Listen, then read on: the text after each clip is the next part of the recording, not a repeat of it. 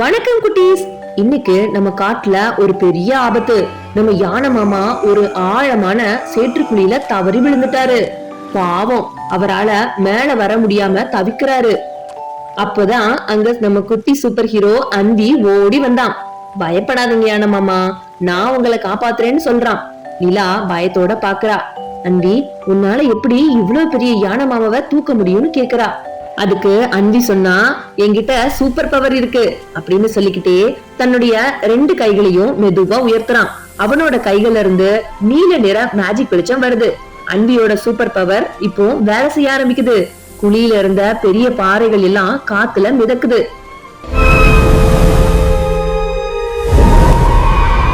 அந்தி தன் சக்தியை பயன்படுத்தி பக்கத்துல இருந்த ஒரு பெரிய மரக்கிளைய வளைச்சு யானை மாமா தும்பிக்கை கிட்ட கொண்டு போறான். யானை மாமா அதை பிடிச்ச உடனேயே அந்தி தன் மேஜிக் சக்தியால யானை மாமாவை மெதுவா குழியில இருந்து வெளியே தூக்குறான்.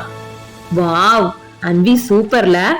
வெளியே வந்த யானை மாமா அந்திக்கு தன் தும்பிக்கையால ஒரு பெரிய சல்யூட் அடிக்கிறாரு.